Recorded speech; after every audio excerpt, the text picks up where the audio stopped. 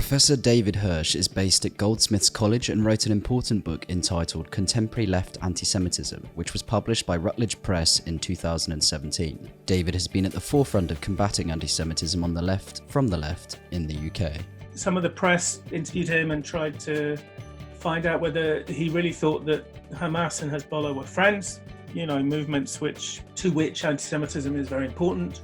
And he wiggled out of it, really, wriggled. He wriggled and he said, well, I'm for peace, and in peace you have to talk to your enemies. And I was using diplomatic language. I had these guys in the room and I called them friends, and you shouldn't make such a big thing out of it. But later on in the same speech, he had said this, quote, an organization, he was talking about both Hezbollah and Hamas, organizations dedicated towards the good of the Palestinian people and bringing about long-term peace and social justice and political justice in the whole region. So he articulated very clear support for these two movements. If I said to you that the Ku Klux Klan was dedicated towards the good of the American South, you would understand from that I supported the Ku Klux Klan, right? You'd understand from that I thought that this was a good movement. Haras Rafiq was the founding CEO of the Quilliam international organisation, which is based in London. He fights extremism and radicalism in the UK and advises the British government on these matters. We're actually allowing people, whether it's far right, whether it's far left, or whether it's Islamism, we're allowing recruiters to these ideologies the time that they require to actually radicalise people and make some of them operational. The interesting key fact is that amongst one or two other things, anti-Semitism is the fuel, the opium of the masses, as Mona El-Sahawi described it, is the fuel that drives all of these three distinct ideologies to recruitment to somebody potentially becoming violent. Sylvia Barak-Fishman is a well-known and renowned professor who has written 8 books and explores issues of Jewish identity and Israel-diaspora relations, including anti-Semitism and anti-Zionism. She is based at the Brandeis University. So in America, Jews are often discussed as though they're not a real minority. They're just a little subset of the white majority. And that same description of Jews as white is then attached to Israel. Now, this is bizarre because almost half of Israel's Jews come from Asia, Africa, or the Balkans, and 2/3 of the world's Sephardic and Asian or African Jews live in Israel today. So the Jews in Israel are not white in the way that is usually discussed.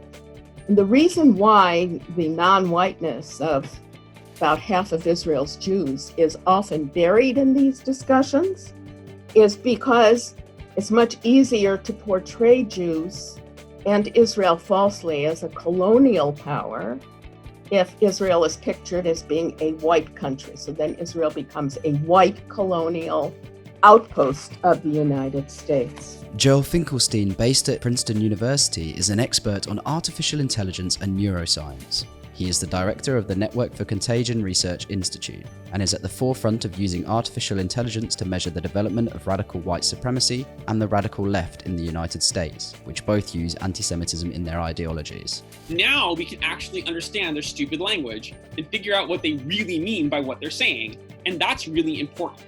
So here's an example of how we do that. What I'm showing you here is the word Jew, and we're zooming in on a galaxy of meaning. Our AI has become a member of a community that's extremely hostile called 4chan. And we've taken 100 million comments from 4chan, and we asked our AI to create a star map of meaning so that it can summarize what the word Jew means for us. And it makes a star chart, but instead of stars, we're looking at words. And instead of space, we're looking at meaning space. And so when we zoom in on the Jew galaxy here, what we see are solar systems of meaning that surround the conversation in relationship to each other in meaning space. So what's interesting is that the largest components and the closest components to the word Jew are ethnic disgust, right? And here's all the code words that go with that. A Chaim, a Shlomo, a Kike, a Jew fag, a Chosenite. Some of them I knew, some of them I didn't. And so the ones we don't know, we can discover their meanings because they show up in these clusters with our tools. Ken Marquez just stepped down as the Assistant US Secretary of Education for Civil Rights and has been at the forefront of creating policy to combat anti-Semitism. He is the founder and chairperson of the Louis D. Brandeis Center for Human Rights. No sooner had I left the agency than my successors found ways to undermine it. They were concerned because they did not believe that Jews should be protected at all from anti-Semitism, either because they thought it was too broad an interpretation of the statute, or because they thought civil rights should be focused more on less privileged groups like African Americans or Hispanics or women. So that was the first challenge, and we overcame it finally 10 years ago when the Obama administration essentially ratified a guidance letter that I had written and established once again that OCR would address campus anti-Semitism. But the second and bigger problem was that OCR didn't understand what was anti-Semitism. Jacob Dalal is the Director of Academic Affairs at the Ministry of Strategic Affairs in Israel and has been at the forefront of creating policy for the government of Israel on countering anti-Semitism internationally. If you bash Israel as a Jewish state day in and day out for 15 years, what's going to happen is that wherever Jews are, they are going to be stigmatized because whether they want to or not, Jews, for better and for worse, are associated with the state of Israel. And the other effect of this is that repeating this stuff over and over again and people not calling it out led to a desensitization in the West of anti-Semitism in the Israel context.